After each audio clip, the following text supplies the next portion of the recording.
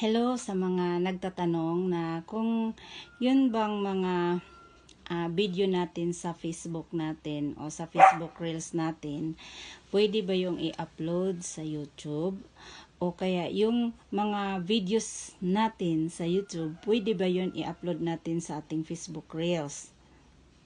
Pwede. Basta original content nyo yun. Pwede yun. Pero, yung i-upload mo siya sa, yung video mo, kung i-upload mo siya sa Facebook mo, kung marami kang Facebook account, i-upload mo siya kada Facebook account mo, o kaya may Facebook ka, naka-upload ka na doon sa video mo, tapos i-upload mo pa ulit doon sa Facebook page mo, ay hindi yun pwede, kasi cross-posting yun.